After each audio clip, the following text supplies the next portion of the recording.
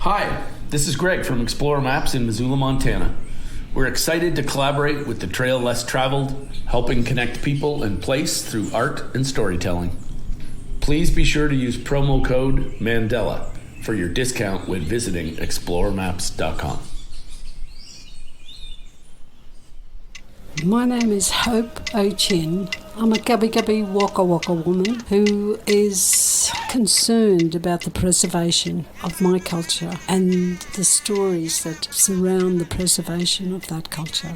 I'm like any other person who is concerned about their sense of place, their sense of belonging, their sense of connectedness to each of their own people, within each of their own communities, within our world.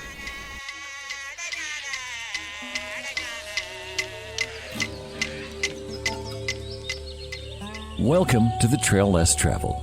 Missoula is a mecca for outdoor enthusiasts, and each week we will bring you tales of adventures both near and far, as well as adventure information and inspiration, and a few tunes to set the mood. You can subscribe to the podcast and read more about this week's show online at traillesstraveled.net. And now here's your host, Mandela. This afternoon, the Trail Less Traveled is being recorded in Caloundra, Australia. And Caloundra is located about 100 kilometers north of Brisbane on the eastern coast of Australia, about halfway up. We are sitting here today in the home of Aunty Hope O'Chin. Aunty Hope O'Chin is a traditional Gubbi Gubbi Waka Waka elder of Australia's First Nations people. She is studying for a PhD in education, the arts, and the lore of her own culture. She has worked as a teacher and an artist. First of all, Aunty Hope O'Chin, thank you so much for inviting me into your home today and joining me on the Trail Less Traveled. Mandela, it's a pleasure for me to be able to contribute to such a really important initiative of being able to share our stories, our culture, with those who probably wouldn't have heard before. And if you've got the chance to be able to take this back to your own country, then I will see this also as an additional gift to the Native American Indians of both America and Canada, and New Mexico too, of course. When I had the chance to be able to visit the countries over there, they showed their generosity, they shared their culture with me and supported me in what I was trying to do. And I journeyed over there with my son, Kerry. So Kerry and I were both stationed with the Tananana group of Native American Indians in Phoenix, Arizona, and we had the chance to be able to meet quite a number of other people from other nations too as well. So thank you very much. Aunty Hope O'Chin, my first question for you is, where did you grow up and how was adventure a part of your childhood? I grew up on an Aboriginal community. It was a mission, a reserve, similar to the reservations situation and the dormitory situations that existed over in the United States. I had a chance to visit, for instance, the Heard Museum and was able to see all of the stories of so many people where there were outsiders who invaded their lands, and in taking prisoners, most of the people were impounded on missions and reservations. I had that same experience here in Queensland, Australia. The name of the mission or reserve where I was born was called Cherbourg. Initially, the name of the reserve was called Baramba, but was later changed to the name of Cherbourg in 1934. My grandmother, my mother, myself, and a couple of my children, my older children, were all placed on missions and reserves. So there was a third generational family, and you would find this very similar to most Aboriginal people here in Australia who have had these experiences. From 1901, for example, that's when there was the Australian legislation that formally endorsed states and territories to manage the lives of Aboriginal people in Australia. And right across Australia, missions and reserves were set up, and Aboriginal people lived under very, very strict rules and laws because their lives were so closely managed by the authorities of the day.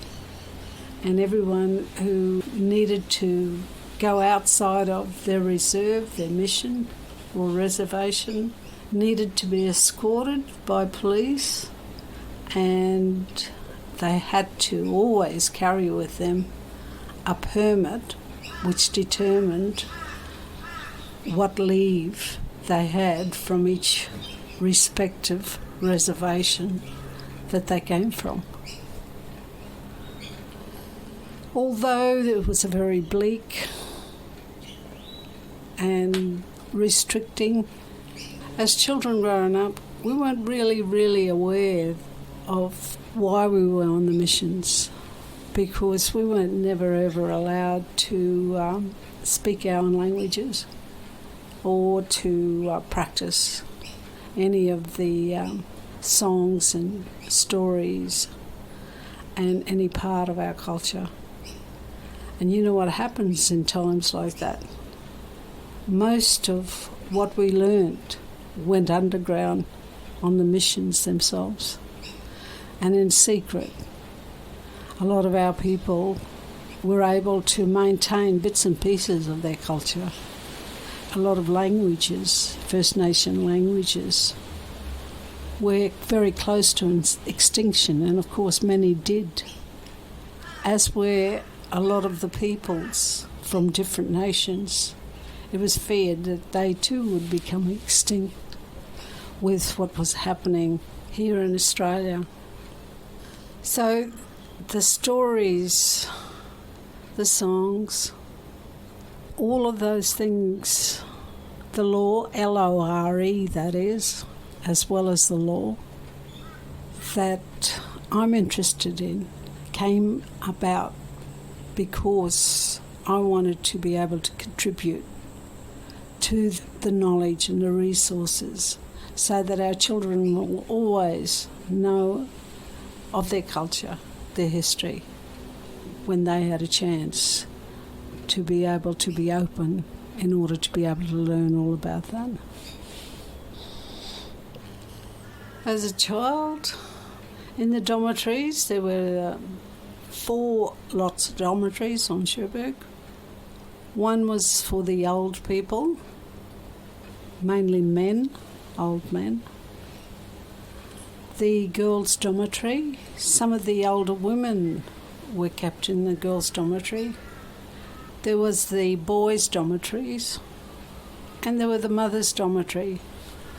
And also on the community itself, there were people who lived in the camp areas, and most of the people who worked on Cherbourg under the permit system were living in the camp areas, which were very separate to the dormitories where I grew up and lived.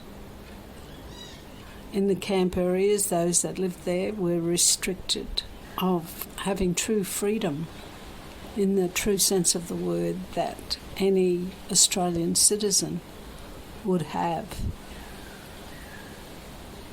Aboriginal people weren't allowed to be citizens until 1967, when there was a referendum that was held in Australia, and 98% of the Australian people voted that Aboriginal people should be counted. That was a really significant time. It meant that the eyes of the world were watching what was happening to Aboriginal people. and no longer could some of the restrictions occur where Aboriginal people were in fact able to earn a wage, choose a job that they wanted to work in, choose whether or not they wanted to be educated, and just all those little things that everyone takes for granted when they're growing up in any society that offers life and living within that society. I guess I was a very young girl. I was in my teens when the 1967 referendum came in, and through all of the rejoicing right across Australia, people weren't aware that it was still going to take many years for those changes from the 1967 referendum to take effect. For example, children were still being taken off their parents and their mothers up until the late 1970s. Aboriginal people, even though they were given a wage instead of rations, their wages were lower than the basic award wages that ordinary Australians were given. Some of the other provisions, like being able to own your own house, that other Australians took for granted, and other freehold lands. Generally, Aboriginal people weren't allowed to, by law, do this because that was one of the other restrictions, and with all of those restrictions, you were indeed a prisoner within a prison, or many prisons right across Australia, in so much that Aboriginal people were not only called a range of names, but they were also referred to as inmates. And inmates, indeed, they had no freedom to be able to live freely within Australian society. Despite all that, we ended up having a very, very happy childhood. And it's a tribute to our parents and our grandparents who went through such very difficult times. They were able to shield us in some ways, protect us, and they'd make sure that we knew what to do, when to do it, so that our families couldn't be removed. That wasn't always true, of course. My nana, she grew up from this area where this interview has taken place here at Caloundra, as a woman from around this area. When the government came in the early 1920s to 1934, a little bit later than that, they took all of Nana's children off her, and one of my mother's brothers was sent to one of the missions that was set up for boys outside of Ipswich. That mission was called Perga Mission, and it was a mission of mainly children that was run by the Salvation Army Church at that particular time. The missions were either run by governments or by church groups. And children were split up and sent here, there and everywhere. I don't know, this whole world is a funny thing, isn't it? It seems like through war and invasion, times of invasion and that, sometimes the children are the ones that suffer severely. Because I've heard that there were boatloads of British children who after the war were sent over here to live in Australia, to make a new place for them to live, because their parents couldn't have been found. And you hear of similar stories right across the world. Was that a good thing? or was it a bad thing? You'll just never know, I guess. And I think sometimes it's up to individuals and how they are able to cope with their own situations that determine how those things have affected them all their lives.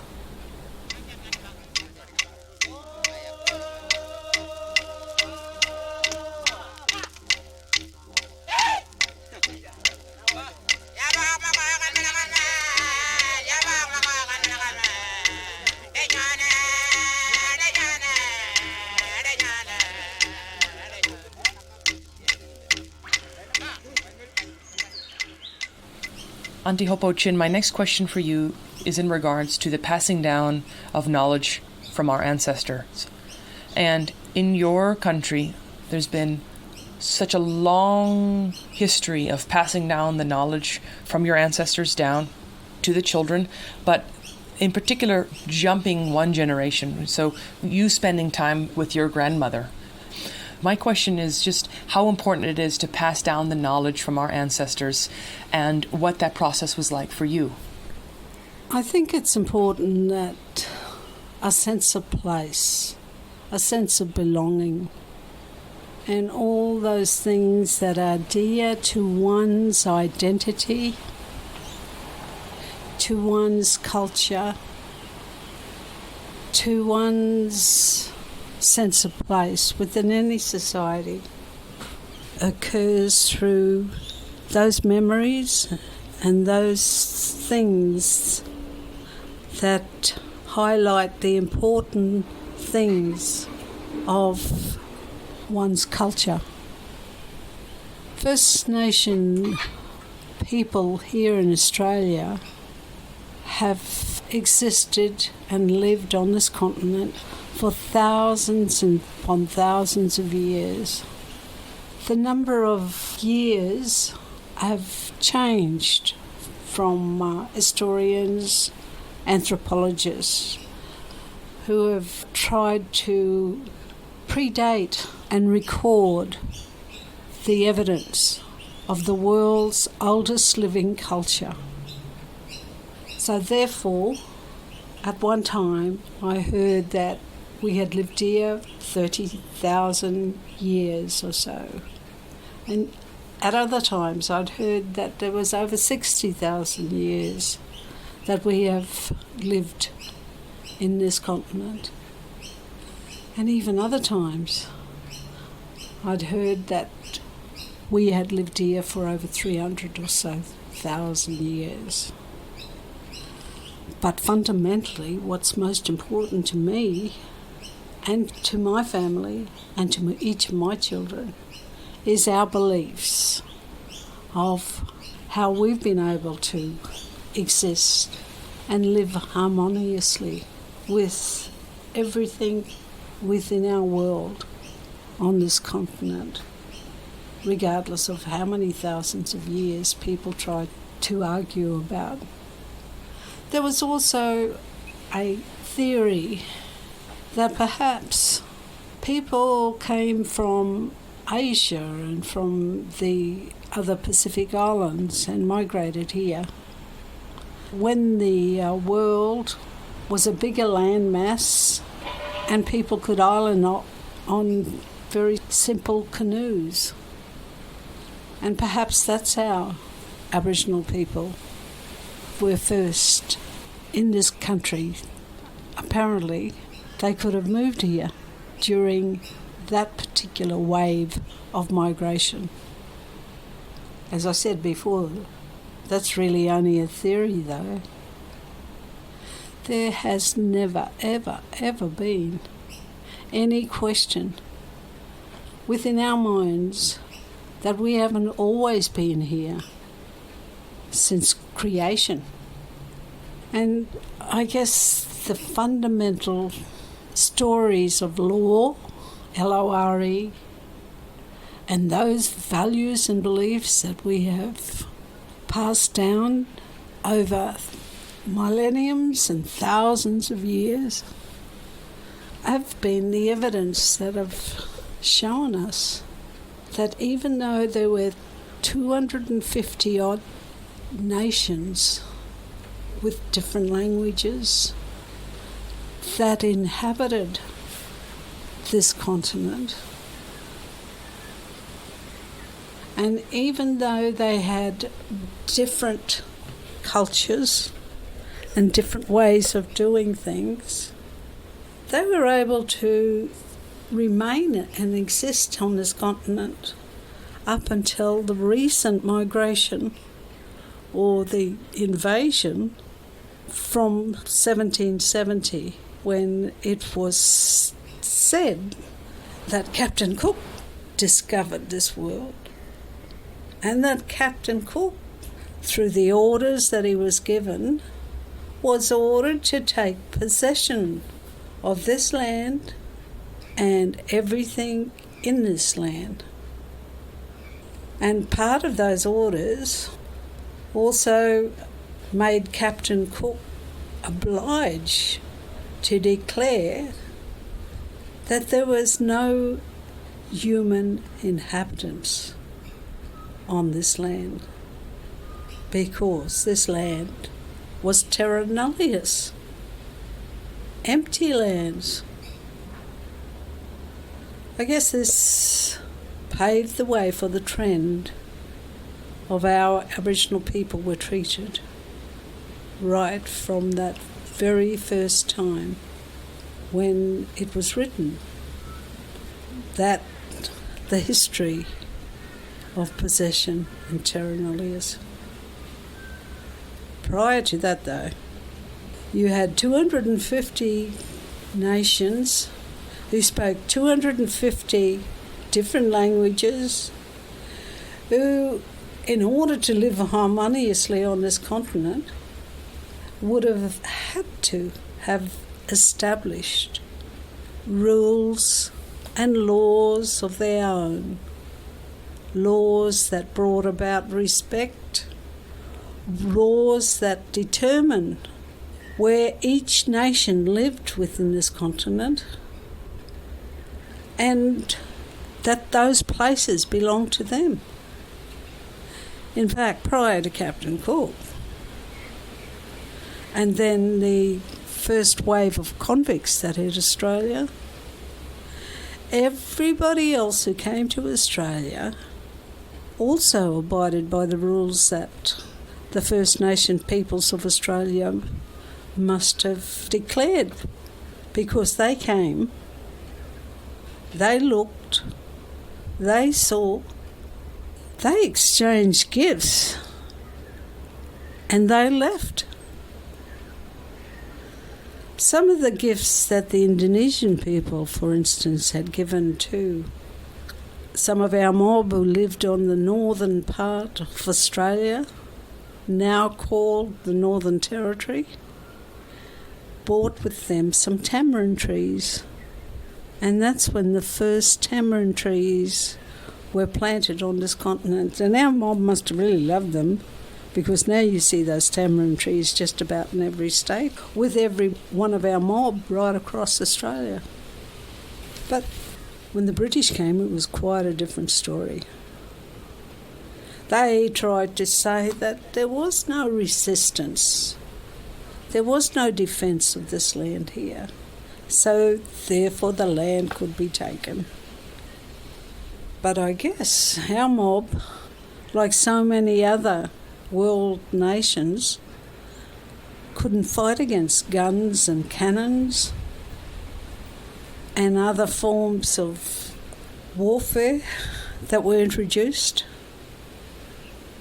And so, although our mob knew that there was indeed an invasion going on, and then, once they were defeated, acknowledged that the British had won, the British refused to believe that this was the truth of the history of Australia, and up until recently always maintained that Australia was a peaceful settlement of all the pioneers that recently discovered this continent in the last 200 years or so.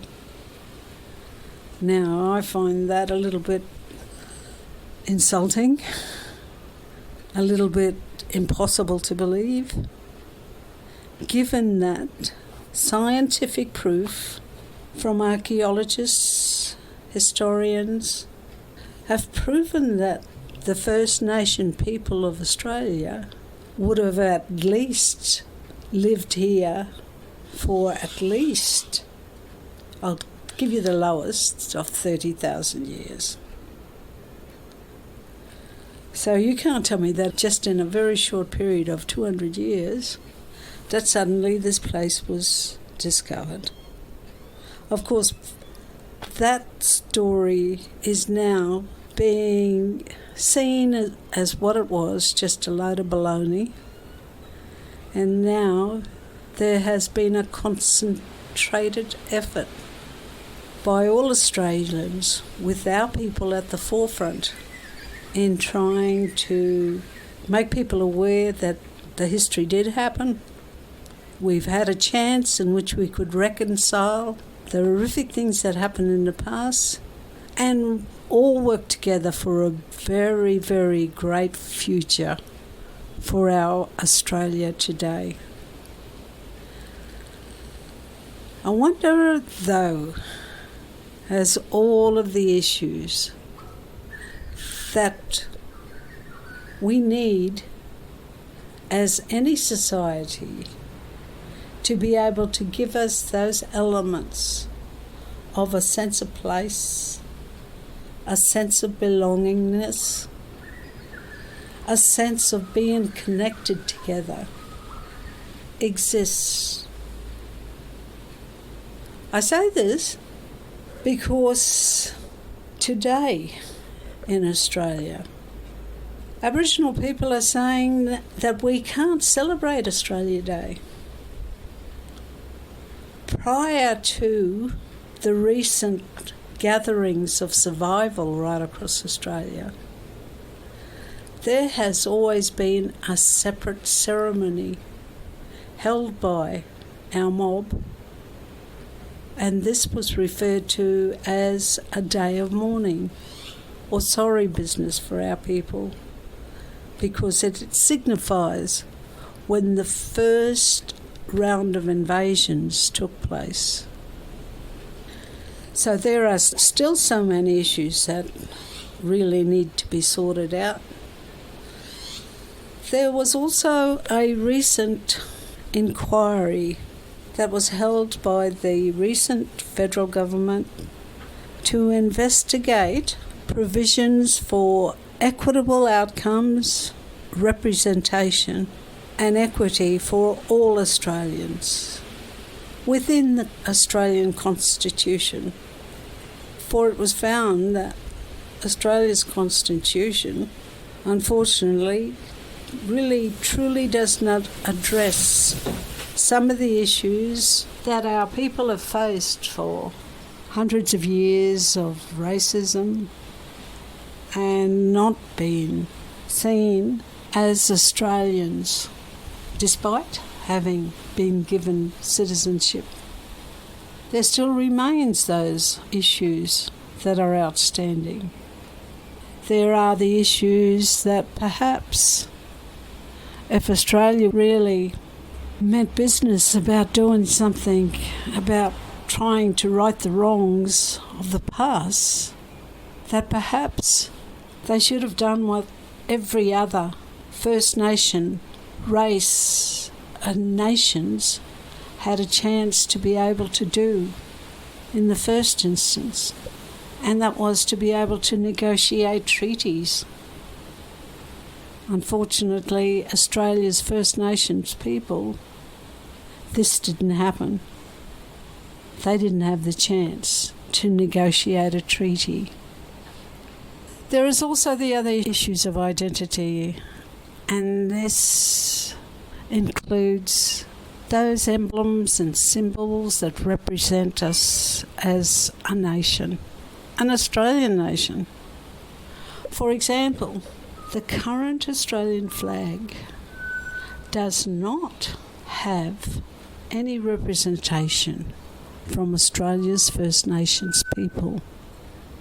Prior to 1901 and the movement of federation, when Australia was being considered a republic, a new flag was chosen for the Australian nation and the Australian people. So the orders went out from the government, hey, we shall have a big competition.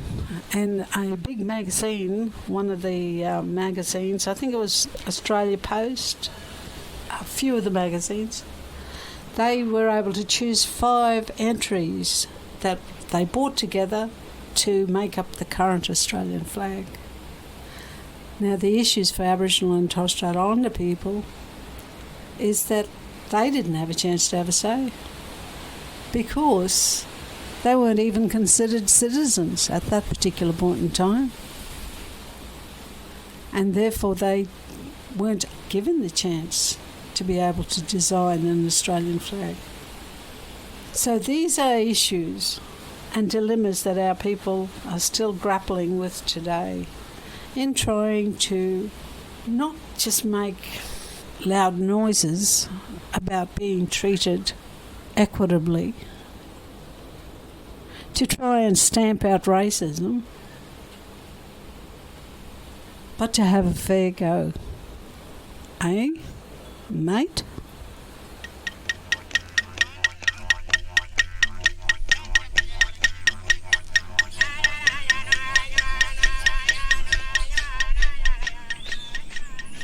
Hello, this is Greg Robitaille from Explore Maps in Missoula, Montana.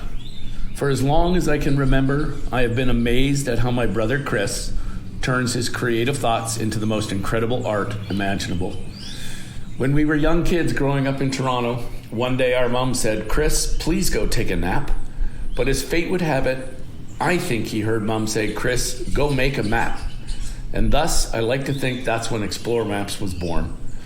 Many years later, we have now rendered more than 60 hand-drawn artistic story maps of travel destinations worldwide, all created with the intention of connecting people and place and helping communities raise awareness for the conservation of our public lands and the wildlife and distinct cultures that inhabit these amazing areas. So come along and join Chris and I on this educational and inspirational journey, using hand-drawn maps as the vessel to help tell these unique stories. Please be sure to use promo code Mandela for your discount when visiting exploremaps.com.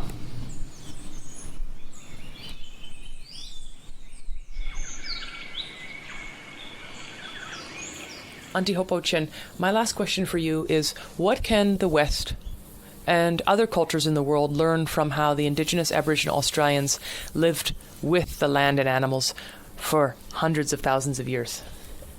The knowledge that Australia's First Nation peoples were in fact the oldest living survivors of their culture within the world says something.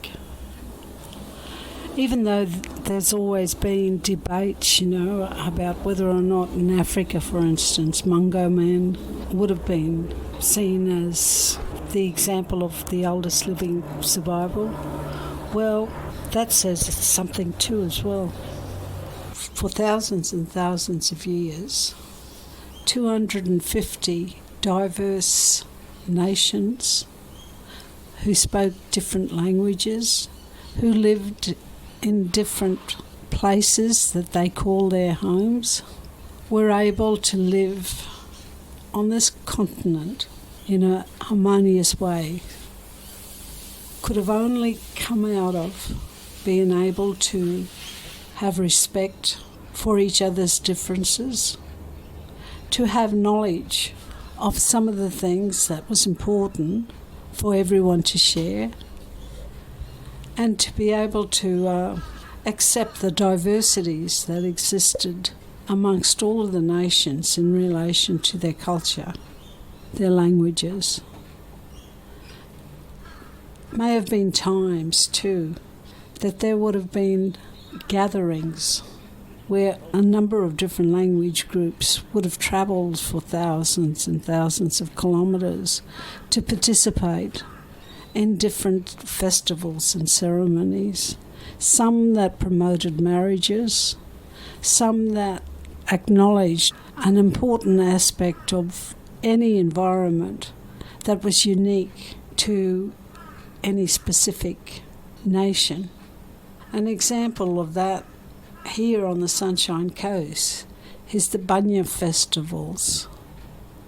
The Bunya tree, I don't know if you know about the Bunya tree, it's a massive pine tree that has pods of nut pods, and the trees only bear fruit, I think, every second year. And it is during the fruit-bearing times of the Gubbi Gubbi nations' lands, there used to occur an invitation that was sent Australia-wide for those who wanted to come in and join with the Gubbi Gubbi people in the festivals that they were having to eat the nuts of these trees. And at those particular point in times, it would have been a time in which people would have had the chance to get to know each other, develop long-term relationships with each other, and cement, I suppose, the bonds that continued the harmonious relationships of respect for each other, for people, for their culture, and for the knowledge and their country.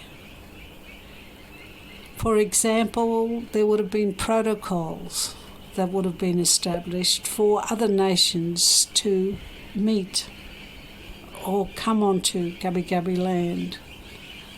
There would have been a place, a common meeting place, where people would have asked for permission if they could enter into other people's places.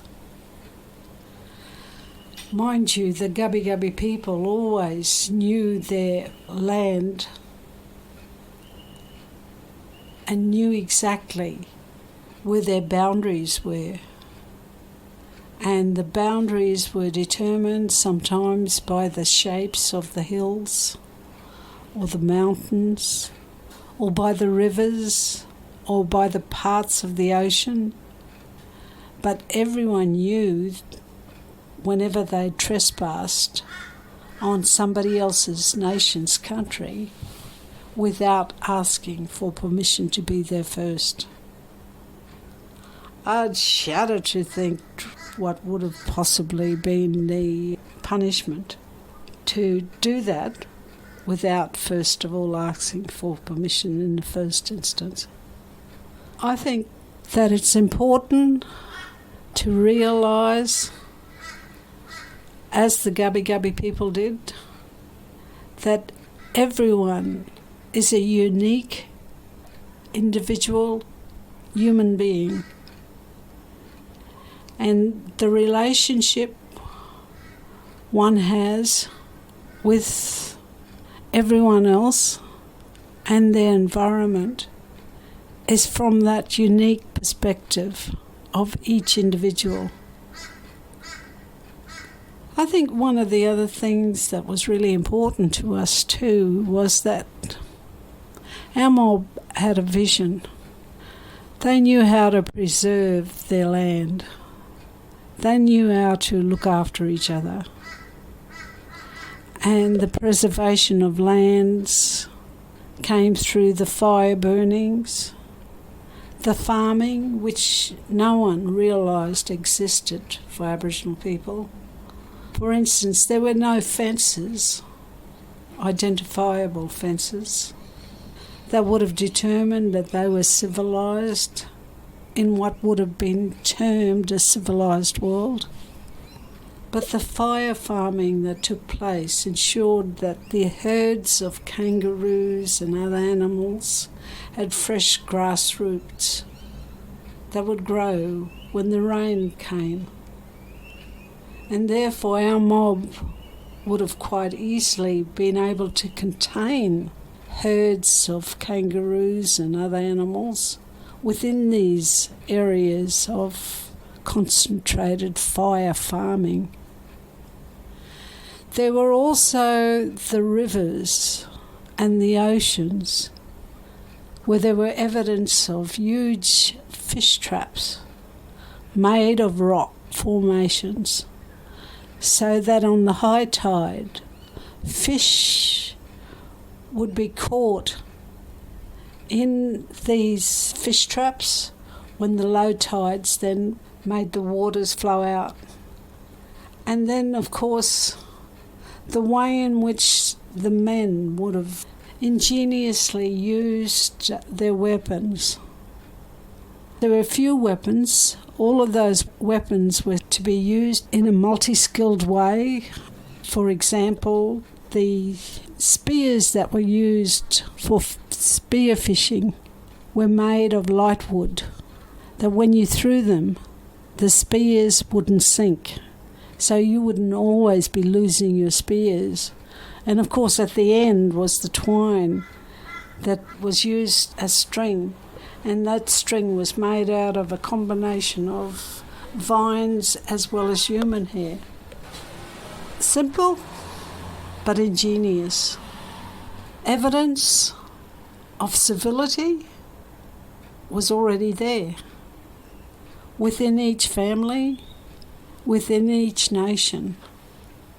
Their forms of communication through their own languages and other dialects that meant that they could communicate with other nations was made up of very, very complex linguistic rules that were followed.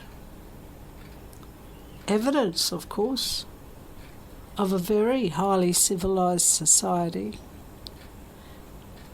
And also the way in which their values and their beliefs were kept intact.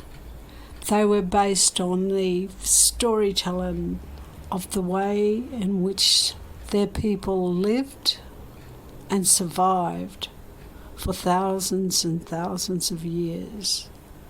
Some of those stories tell of Biami or Alchiringa.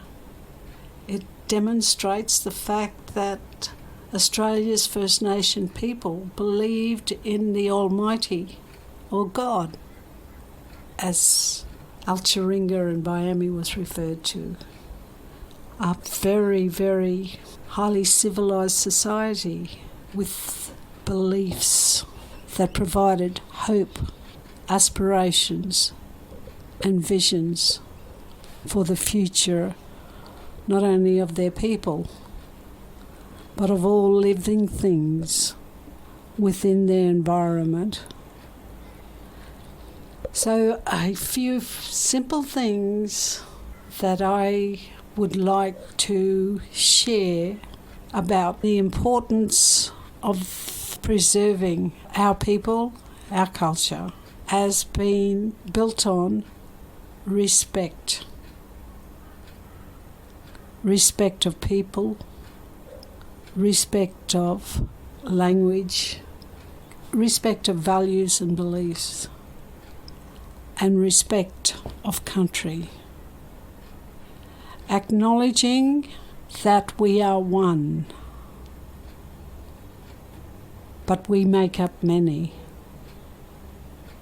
Aunty Hope O'Chin, thank you so much for your time and energy joining me on the Trail Less Travelled.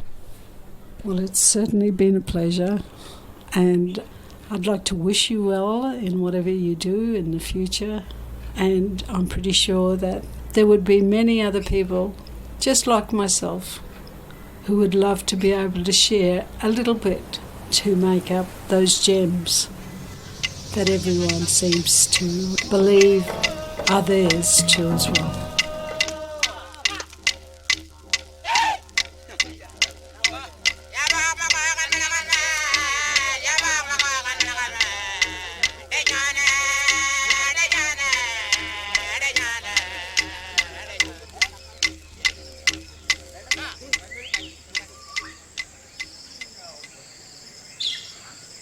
You've been listening to The Trail Less Travelled, the Trail 1033's locally harvested adventure radio series. The show premieres every Sunday night at 6 Mountain Time, and you can stream it live online at trail1033.com. Remember, the show is also a podcast, available wherever you get your podcasts. You can learn more and follow as we record around the world by visiting traillesstraveled.net. I want to take a moment to acknowledge the generous financial contributions from Explore Maps. Explore Maps is a small family business based in Missoula, Montana. And we are working together to connect people and place. You can learn more by visiting exploremaps.com. And remember to use promo code Mandela for a discount. Explore Maps donates a percentage of every sale to conservation efforts around the world. So this holiday season, please consider a gift that gives back.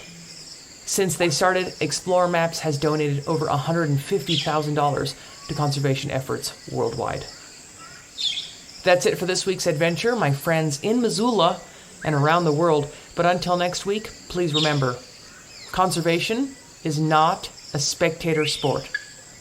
Living in Missoula is a privilege. With privilege comes responsibility. Get informed and get engaged. Speak up on behalf of wildlife and wild places. If you think you're too small to make a difference, you've never spent the night with a mosquito.